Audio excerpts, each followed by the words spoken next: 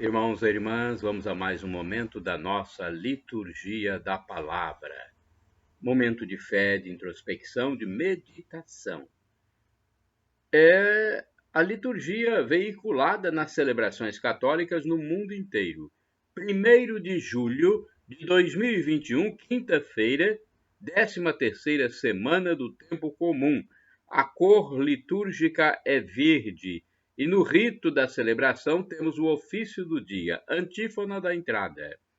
Povos todos aplaudi e aclamai a Deus com brados de alegria. Salmo 46, versículo 2. Oração do dia. Ó Deus, pela vossa graça nos fizestes filhos da luz. Concedei que não sejamos envolvidos pelas trevas do erro, mas brilhe em nossas vidas a luz da vossa verdade. Por nosso Senhor Jesus Cristo, vosso Filho, na unidade do Espírito Santo. Assim seja. Primeira leitura, leitura do livro do Gênesis, capítulo 22, versículos do 1 ao 19. Deus pôs Abraão à prova. Chamando-o, disse: Abraão. E ele respondeu: Aqui estou. E Deus disse: Toma teu filho único, Isaque, a quem tanto amas. Dirige-te até a terra de Moriá e oferece-o ali em holocausto sobre o monte que eu te indicar. Abraão levantou-se bem cedo, selou o jumento, tomou consigo 2 dos seus servos e seu filho Isaque. Depois de ter rachado lenha para o holocausto, pôs-se a caminho para o lugar que Deus lhe havia ordenado. No 3º dia, Abraão, levantando os olhos, viu de longe o lugar. Disse então a seus servos: Esperai aqui com o jumento, enquanto eu e o menino vamos até lá. Depois de adorarmos a Deus, voltaremos a vós. Abraão tomou a lenha para o holocausto e a pôs às costas do seu filho Isaque, enquanto ele levava o fogo e a faca. E os dois continuaram caminhando juntos. Isaque disse a Abraão: Meu pai. Que queres, meu filho? Respondeu ele. E o menino disse: Temos o fogo e a lenha, mas onde está a vítima para o holocausto? Abraão respondeu: Deus providenciará a vítima para o holocausto, meu filho. E os dois continuaram caminhando juntos. Chegando ao lugar indicado por Deus, Abraão ergueu um altar, colocou a lenha em cima, amarrou o menino e o pôs sobre a lenha em cima do altar. Depois estendeu a mão, empunhando a faca para sacrificar o filho. E eis que o anjo do Senhor gritou do céu, dizendo: Abraão, Abraão. Ele respondeu: Aqui estou. E o anjo lhe disse: Não estendas a mão contra teu filho e não lhe faças nenhum mal. Agora sei que temes a Deus, pois não me recusaste teu filho único. Abraão, erguendo os olhos, viu um carneiro preso num espinheiro pelos chifres. Foi buscá-lo e ofereceu-o em holocausto em lugar do seu filho. Abraão passou a chamar aquele lugar: O Senhor providenciará. Donde até hoje se diz o monte onde o Senhor providenciará. O anjo do Senhor chamou Abraão pela 2ª vez do céu e lhe disse: Juro por mim mesmo, o oráculo do Senhor, uma vez que agiste deste modo e não me recusaste teu filho único, eu te abençoarei e tornarei tão numerosa a tua descendência como as estrelas do céu e como as areias da praia do mar. Os descendentes conquistarão as cidades dos inimigos. Por tua descendência será abençoado, retificando, por tua descendência serão abençoadas todas as nações da terra, porque me obedeceste. Abraão tornou para junto de seus servos, e juntos puseram-se a caminho de Bessabeia, onde Abraão passou a morar. Palavra do Senhor, graças a Deus. Olha, o quase sacrifício de Isaac, né? Foi uma obediência a Deus, mostrando por que ele tem esse título de pai da fé, Abraão. Salmo responsorial agora é o 115, versículos do 1º ao 2º, 3º ao 4º, 5º ao 6º, 8º ao 9º, refrão é o 9º. Andarei na presença de Deus, junto a Ele na terra dos vivos. Repitamos, andarei na presença de Deus, junto a Ele na terra dos vivos. Eu amo o Senhor porque ouve o grito da minha oração, inclinou para mim seu ouvido no dia em que eu o invoquei. Andarei na presença de Deus, junto a Ele na terra dos vivos. Prenderam-me as cordas da morte, apertaram-me os laços do abismo, invadiam-me angústia e tristeza. Eu então invoquei o Senhor, salvai, ó Senhor, minha vida. Andarei na presença de Deus, junto a Ele na terra dos vivos. O Senhor é justiça e bondade, nosso Deus é amor, compaixão. É o Senhor quem defende os humildes. Eu estava oprimido e salvou-me. Andarei na presença de Deus, junto a Ele na terra dos vivos. Libertou minha vida da morte, enxugou de meus olhos o pranto e livrou os meus pés do tropeço. Andarei na presença de Deus, junto a Ele na terra dos vivos. Andarei na presença de Deus, junto a Ele na terra dos vivos. Repitamos, andarei na presença de Deus, junto a Ele na terra dos vivos. Agora, aclamação ao Santo Evangelho. Aleluia, aleluia, aleluia, aleluia. Em Cristo Deus reconciliou consigo mesmo a humanidade, e a nós ele entregou essa reconciliação. Entregou essa reconciliação. Trecho da segunda epístola de São Paulo aos Coríntios, capítulo 5, versículo 19. Aleluia, aleluia, aleluia, aleluia. Evangelho de Jesus Cristo segundo São Mateus, capítulo 9, versículos do 1º ao 8º. O Senhor esteja convosco. Ele está no meio de nós. Proclamação do Evangelho de Jesus Cristo segundo São Mateus. Glória a vós, Senhor. Pelo sinal da Santa Cruz, livra-nos Deus nosso Senhor dos nossos inimigos.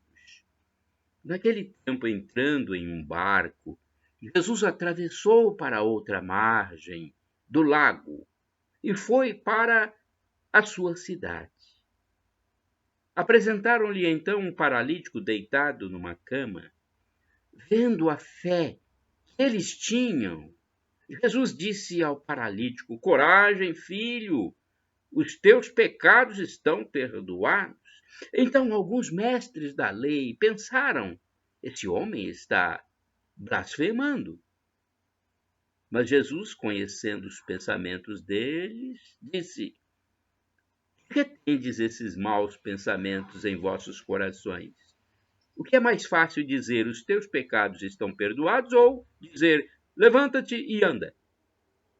Pois bem, para que saibais que o Filho do Homem tem na terra poder para perdoar pecados, disse então ao paralítico, levanta-te, pega a tua cama e vai para a tua casa. O paralítico então se levantou e foi para sua casa. Vendo isso, a multidão ficou com medo e glorificou a Deus por ter dado tal poder aos homens. Palavra da salvação, glória a vós, Senhor. Agora vamos à liturgia comentada, é uma reflexão da liderança da comunidade católica Nova Aliança, Antônio Carlos Santini, e-mail santini@novaalianca.com.br. Os pecados são perdoados. Mateus 9, versículos do 1º ao 8º. Deus é assim, sempre exagerado. Só queríamos andar de novo, mas ele vem e perdoa nossos pecados. Herbert Rausch, pastor da Igreja Reformada, observador junto ao Concílio Vaticano II, comenta este evangelho. Ele diz o seguinte: ao longo de toda esta passagem, corre um frêmito de alegria e de esperança. As testemunhas estão perturbadas e comovidas e pressentem por trás da cura e da libertação a mão de Deus que faz novas todas as coisas e muda a face do mundo.